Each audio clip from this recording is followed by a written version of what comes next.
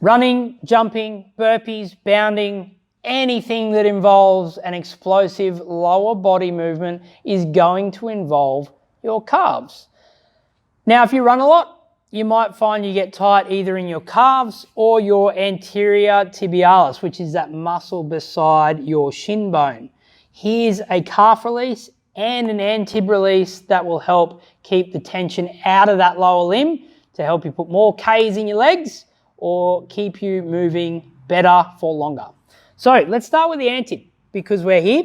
What we're going to do is clasp that ball with our fingers interlocked like so, and we're going to drag this ball up the leg until we find a little sore spot.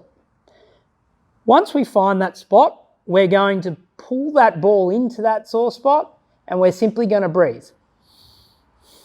If that's not causing too much discomfort, we're going to raise that leg up off the ground, which is where you might feel most of that tension now. And from there, we're keeping the tension on the ball pulled into our antib there, and we're going to conduct some foot circles. So 4 foot circles one way and 4 foot circles other way. If you've got some pretty old ankles from wear and tear, i.e. sprains, strains and things like that, if they start to crackle and pop, don't worry. If there's a bit of pain, we probably need to go and see someone. Now, once we do our foot circles one way and foot circles the other, we're going to bring our foot back. So we're going to bring those toes back as far as we can, and we're going to let that foot drop. So no control over this. We're simply letting our foot slap down to the bottom there. And we're going to do 4 of those. Once we complete that, we can go back into our foot circles and then our foot drops as many times as we need until we feel that loosen up or we get a bit of improvement there.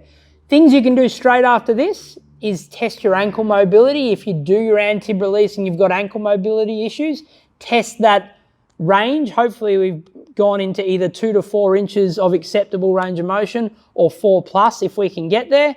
But you should test after you do these types of things to know if it's moved the needle, particularly if you are looking to improve your performance. All right, now comes our calf release. The big things to remember with your calf, you have a lateral and a medial aspect. The lateral is the outside, the medial is the inside, and then you've also got a center line on your calf. So you want to hit all 3 positions when you're doing this release. Now, if you've got a yoga block, you can put the ball on top of the yoga block, but if you're bootstrapped and you're only using a ball, this is how you do your calf release. So if we compress our calf, i.e. we push into it and we find the widest part of our calf. Now, once we find the widest part of our calf as we look at it, we're simply going to put the ball underneath the widest part of our calf and we're going to put it on the floor here. To add the extra weight to make sure we get the right trigger point release in there, we're going to bring this foot up and on top of it. That adds a bit of direct pressure down onto the calf and allows us to get more traction when we want to release the calf. Now from here, we're in the center line. We're going to do those foot circles we talked about with the anterior tibialis release. We're going to foot circles one way. If you fall off the ball, that's okay. Just fix yourself. Foot circles the other. So that's 4 foot circles the other way. And then we go into those foot drops. So don't forget to wriggle around and try and find those trigger points as well. And then once we do the center line, we're going to move out onto the lateral aspect by rotating our toes outward. So we're going to conduct those foot circles once we find that trigger point, 4 one way, 4 the other, and we're going to do the foot drops here. Okay, once we do the lateral aspect, we're going to internally rotate that hip again and go onto the inside or the medial aspect of our calf. So the foot comes back on, foot circles, both ways, and then we do our foot drops.